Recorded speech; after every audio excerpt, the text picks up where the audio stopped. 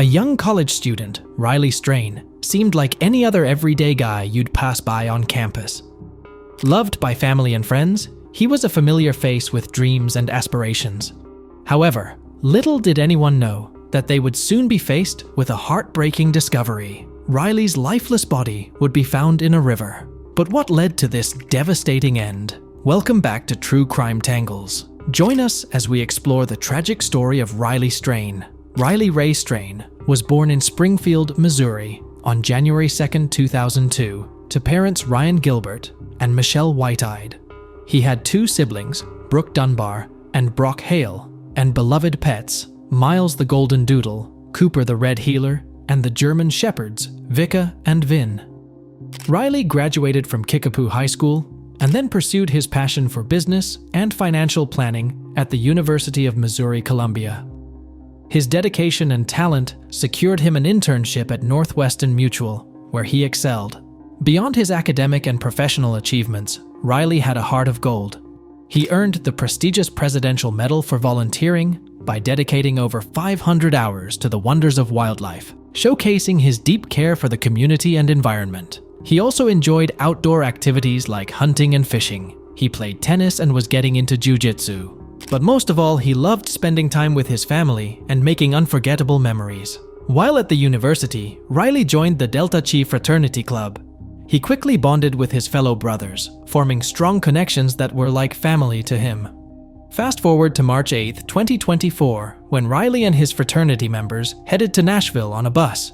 They stayed at the Tempo by Hilton Nashville Downtown Hotel, right by the lively bars and restaurants on Broadway. Places like Honky Tonk Central, Tin Roof, Dierks Bentley's Whiskey Row, and Jason Aldean's Kitchen were some of the hotspots they visited, along with Nashville Crossroads, Friends and Low Places Bar, and Luke's 32 Bridge. What a fun place for youngsters to be.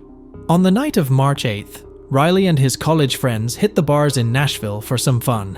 While the exact sequence of their visits remains unclear, Riley's stepfather, Chris White-Eyed, received a call from Riley at Garth Brooks's friends in Low Places Bar and Honky Tonk.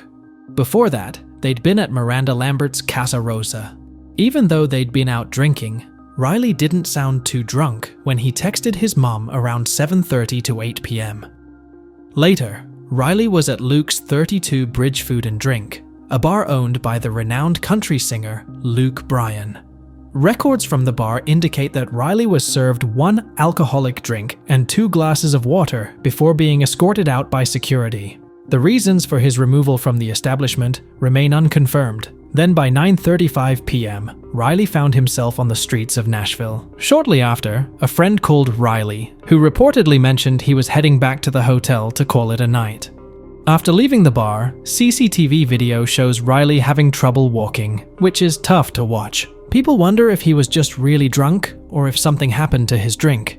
Making things even more confusing, a police officer talked to Riley, which was seen in the video. The officer asked how Riley was doing, and Riley said he was fine and kept walking. Strangely, Riley seemed better in this chat than he did in the earlier footage. Quite puzzling, isn't it?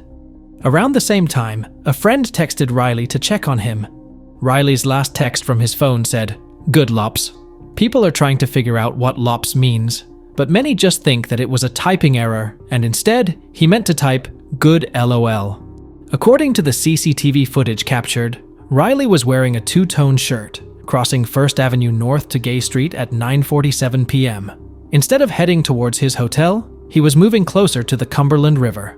The last signals from Riley's phone placed him near a park close to the river on the night of March 8th, and after that, Riley Strain disappeared without a trace. After his disappearance, an investigation quickly started. Some homeless people living in a nearby camp said they saw Riley after he went missing, but did not know where he ultimately went. This camp is close to where Riley's phone last showed activity. By March 14th, police were actively searching the river and nearby areas. They used boats with sonar to scan the Cumberland River and helicopters to check the riverbanks. On March 17th, there was a potential lead when a body was found in the Cumberland River. Sadly, or rather, fortunately for the family, it wasn't Riley. However, later that same day, there was a significant breakthrough. Riley's bank card was discovered on the riverbank by a woman and her friend who often share content on TikTok. They went to the riverbank to look for clues and ended up finding Riley's card with his name on it. What a twist! One of the women, Anna Clendenning, described the scene, mentioning that the area was filled with a lot of trash and items such as clothing, shoes, bottles, and cans. She said it was hard to believe they found it and felt like luck, or perhaps something more guiding them, as the card was just there. After this significant lead, the search for Riley continued. On March 21st, police confirmed they had new surveillance footage of Riley near the James Robertson Parkway Bridge over the Cumberland River. Although this footage hasn't been made public, the family was allowed to see it. Moving forward to March 22nd, 2024, after 2 weeks of searching, the family still held on to hope that Riley would be found alive. However, early that morning, workers by the river made a distressing discovery: a body in the water. At 7:30 a.m., Metro Nashville Police announced that they had recovered Riley Strain's body from the Cumberland River, approximately 8 miles west of downtown. Imagine the tragedy that struck Riley's family.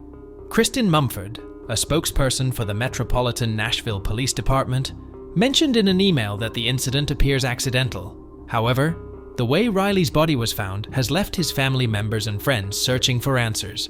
When the body was taken out of the water, Riley was missing his pants, wallet, and the cowboy boots he wore the night he disappeared. The only items recovered with him, as mentioned in the police report, were his watch and shirt. While the Metro Nashville Police Department has indicated that there doesn't seem to be any foul play in Riley Strain's death based on the initial autopsy report, his family is seeking further clarity by ordering a second autopsy.